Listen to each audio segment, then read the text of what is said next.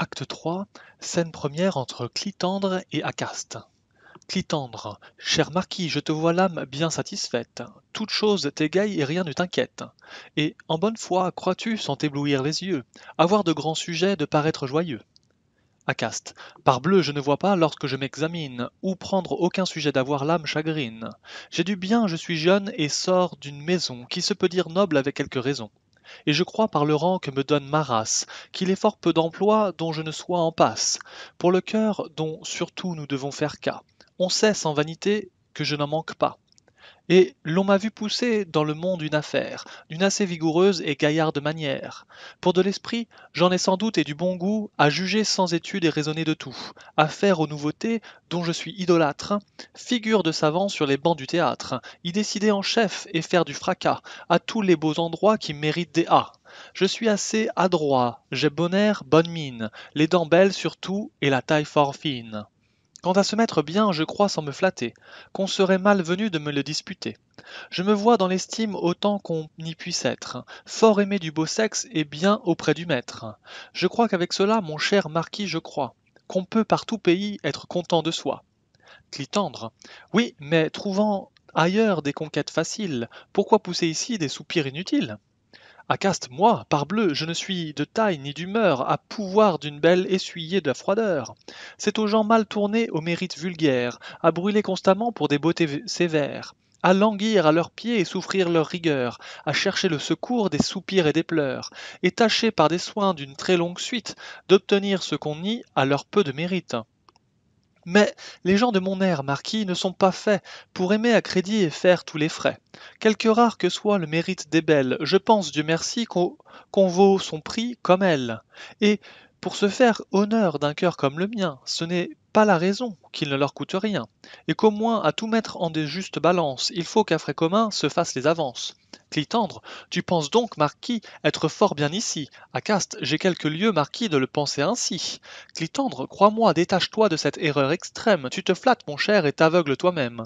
Acaste, il est vrai, je me flatte et m'aveugle en effet.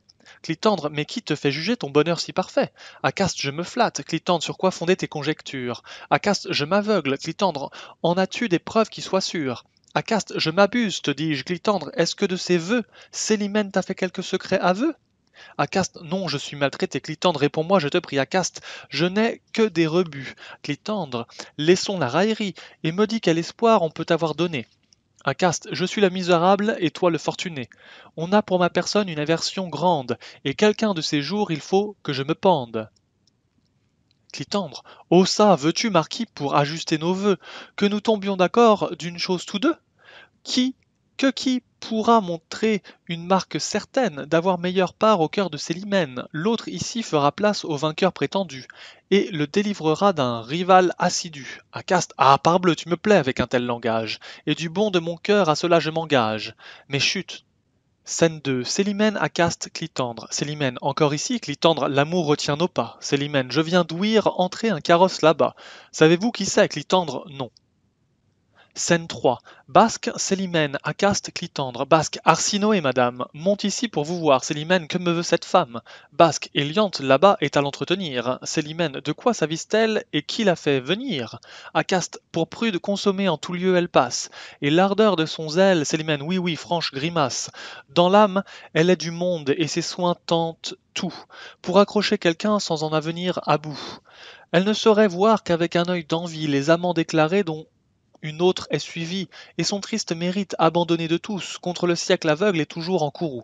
Elle tâche à couvrir d'un faux voile de prude ce que chez elle on voit d'affreuse solitude, et pour sauver l'honneur de ses faibles appâts, elle attache du crime au pouvoir qu'ils n'ont pas. Cependant un amant plairait fort à la dame, et même pour Alceste elle a tendresse d'âme. Ce qu'il me rend de soins outrage ses attraits, elle veut que ce soit un vol que je lui fais, et son jaloux dépit qu'avec peine elle cache, en tout endroit sous main contre moi se détache. Enfin, je n'ai rien vu de si sot à mon gré, elle est impertinente au suprême degré. Et scène 4, Arsinoé, Célimène. Célimène. Ah, quel heureux sort en ce lieu vous amène! Madame, sans mentir, j'étais de vous en peine. Arsinoé. Je viens pour quelque avis que j'ai cru vous devoir. Célimène. Ah mon Dieu, que je suis contente de vous voir! Clitandre et Acaste sortent en riant. Arsinoé. Leur départ ne pouvait plus à propos se faire. Célimène. Voulons-nous nous asseoir? Arsinoé. Il n'est pas nécessaire. Madame, l'amitié doit surtout éclater aux choses qui le plus nous peuvent importer. Et comme il n'en est point de plus grande importance que celle de l'honneur et de la bienséance, je viens par un avis qui touche votre honneur témoigner l'amitié que pour vous a mon cœur. Hier, j'étais chez des gens de vertu singulière, où sur vous du discours on tourna la matière. Et là, votre conduite avec ses grands éclats, madame eut le malheur qu'on ne la loua pas. Cette foule de gens dont vous s'offrez visite, votre galanterie et les bruits qu'elle excite, trouvèrent des censeurs plus qu'il n'aurait fallu, et bien plus rigoureux que je n'eusse voulu. Vous pouvez bien penser quel parti je sus prendre. Je fis ce que je pus pour vous pouvoir défendre. Je vous excusai fort sur votre intention, et voulus de votre âme être la caution. Mais vous savez qu'il y a des choses dans la vie qu'on ne peut excuser quoi qu'on en ait envie, et je me vis contrainte à demeurer d'accord, que l'air dont vous vivez vous faisait un peu tort, qu'il prenait dans le monde une méchante face, qu'il n'est contre fâcheux que partout on en fasse, et que si vous vouliez tous vos déportements, pourrait moins donner prise au mauvais jugement. Non, que j'y crois au fond l'honnêteté blessée, me préserve le ciel d'en avoir la pensée. Mais aux ombres du crime on prête aisément foi, et ce n'est pas assez de bien vivre pour soi. Madame, je vous crois l'âme trop raisonnable, pour ne pas prendre bien cet avis profitable, et pour l'attribuer qu'au mouvement secret d'un zèle qui m'attache à tous vos intérêts. Célimène. Madame, j'ai beaucoup de grâce à vous rendre. Un tel avis m'oblige et loin de le mal prendre, j'en prétends reconnaître à l'instant la faveur, par un avis aussi qui touche votre honneur, et comme je vous vois vous montrer mon ami, en m'apprenant les bruits que de moi l'on publie, je veux suivre à mon tour un exemple si doux, en vous avertissant de ce qu'on dit de vous. En un lieu l'autre jour où je faisais visite, je trouvai quelques gens d'un très rare mérite, qui parlant des vrais soins d'une âme qui vit bien, firent tomber sur vous, madame, l'entretien. Là, votre pruderie et vos éclats de zèle ne furent pas cités comme un fort bon modèle. Cette affection d'un grave extérieur, vos discours éternels de sagesse et d'honneur, vos mines et vos cris aux ombres d'indécence, que d'un mot ambigu peut avoir l'innocence. Cette hauteur d'estime où vous êtes de vous, et ces yeux de pitié que vous jetez sur tout, vos fréquentes leçons et vos aigres censures sur des choses qui sont innocentes et pures. Tout cela, si je puis vous parler franchement, madame, fut blâmé d'un commun sentiment. À quoi bon, disait-il, cette mine modeste et ce sage dehors que dément tout le reste. Elle est à bien prier exact au dernier point, mais elle bat ses gens et ne les paye point. Dans tous les lieux dévots, elle étale un grand zèle, mais elle met du blanc et veut paraître belle. Elle fait des tableaux couvrir les nudités, mais elle a de l'amour pour les réalités. Pour moi, contre chacun, je pris votre défense, et leur assurai fort que c'était médisance. Mais tous les sentiments combattirent le mien, et leur conclusion fut que vous feriez bien de prendre moins de soin des actions des autres, et de vous mettre un peu plus en peine des vôtres. Qu'on doit se regarder soi-même un fort longtemps avant que de songer à condamner les gens. Qu'il faut mettre le poids d'une vie exemplaire dans les corrections qu'aux autres on veut faire, et qu'encore vaut-il mieux s'en remettre, aux besoins, à ceux à qui le ciel en a commis le soin. Madame, je vous crois aussi trop raisonnable pour ne pas prendre bien cet avis profitable, et pour l'attribuer qu'au mouvement secret d'un zèle qui m'attache à tous vos intérêts. Arsinoé. À quoi qu'en reprenant on soit assujetti, je ne m'attendais pas à cette répartie. Madame, et je vois bien, parce qu'elle a d'aigreur, que mon sincère avis vous a blessé au cœur. Célimène. Au contraire, madame, et si l'on était sage, ces avis mutuels seraient mis en usage.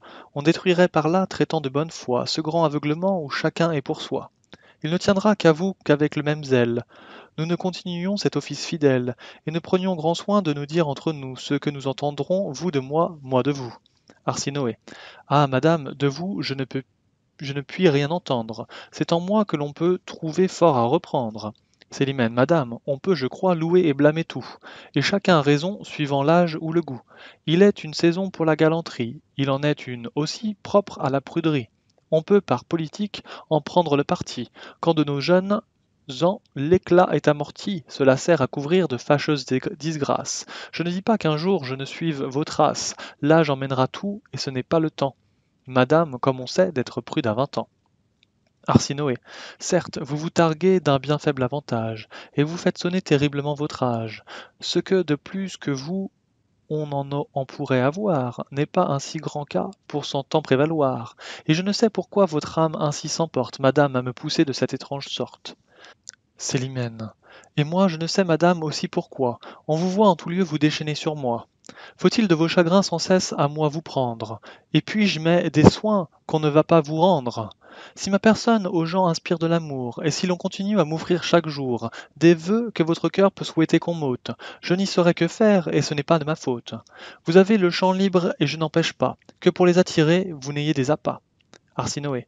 Hélas, et croyez-vous que l'on se mette en peine de ce nombre d'amants dont vous faites la veine, et qu'il ne nous soit pas fort aisé de juger à quel prix aujourd'hui l'on peut les engager.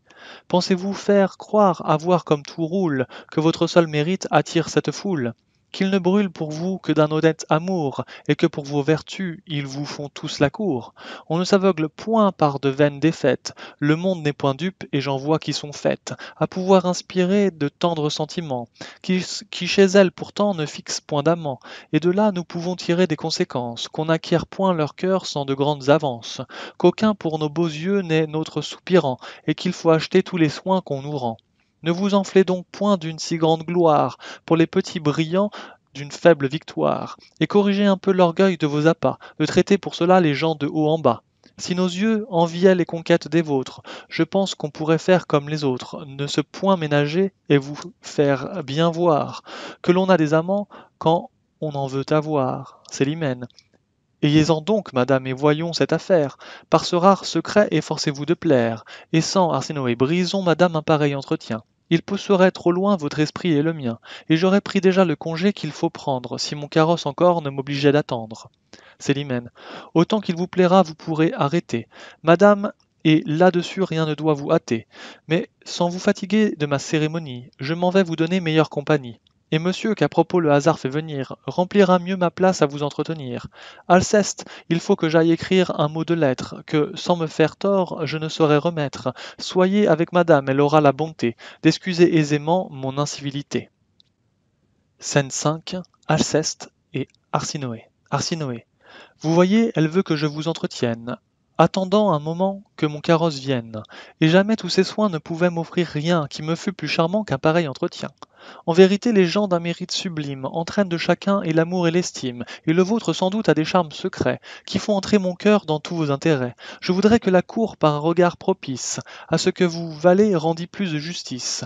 Vous avez à vous plaindre et je suis en courroux, quand je vois chaque jour qu'on ne fait rien pour vous. Alceste, moi, madame, et sur quoi pourrais-je en rien prétendre?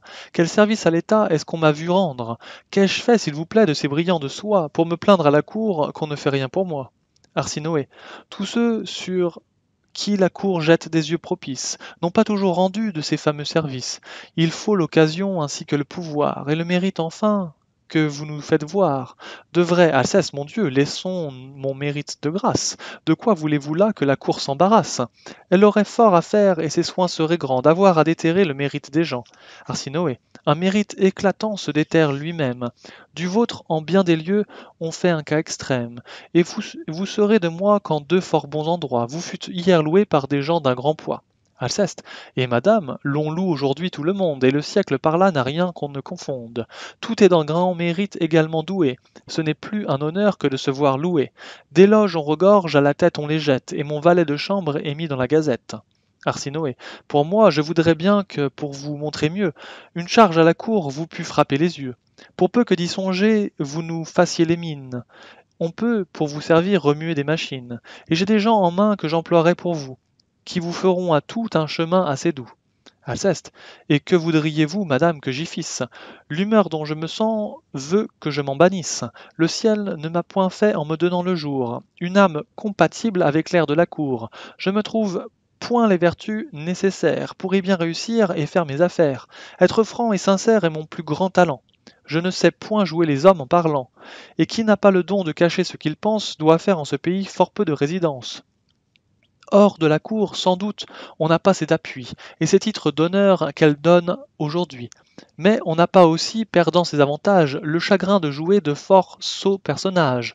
On n'a point à souffrir 1000 rebuts cruels, on n'a point à louer les vers de monsieur tel, à donner de l'encens à madame une telle, et de nos francs marquis essuyer la cervelle. Arsinoé, laissons, puisqu'il vous plaît ce chapitre de cour, mais il faut que mon cœur vous plaigne en votre amour, et pour vous découvrir là-dessus mes pensées, je souhaiterais fort vos ardeurs mieux placées. Vous méritez sans doute un sort beaucoup plus doux, et celle qui vous charme est indigne de vous. Alceste, mais en disant cela, songez-vous, je vous prie, que cette personne est madame, votre amie. Arsinoé, oui, mais ma conscience est blessée en effet, de souffrir plus longtemps le tort que l'on vous fait. L'état où je vous vois afflige trop mon âme, et je vous donne avis qu'on trahit votre flamme. Alceste, c'est me montrer, madame, un tendre mouvement, et de pareil avis oblige un amant. Arsinoé, oui, toute mon amie, elle est, et je la nomme, indigne d'asservir le cœur d'un galant homme, et le sien n'a pour vous que de feintes douceurs. Alceste, cela se peut, madame, on ne voit pas les cœurs, mais votre charité se serait bien passée de jeter dans le mien une telle pensée. Arsinoé, si vous ne voulez pas être désabusé, il faut ne vous rien dire, il est assez aisé. Alceste, non, mais sur ce sujet, quoi que l'on nous expose, les doutes sont fâcheux plus que toute autre chose, et je voudrais pour moi qu'on ne me fît savoir que ça qu'avec clarté l'on peut me faire voir. Arsinoé, eh bien c'est assez dit, et sur cette matière, vous allez recevoir une pleine lumière. Oui, je veux que de tous vos yeux vous fassent foi. Donnez-moi seulement la main jusque chez moi. Là, je vous ferai voir une preuve fidèle de l'infidélité du cœur de votre belle, et si pour d'autres yeux le vôtre peut brûler, on pourra vous offrir de quoi vous consoler.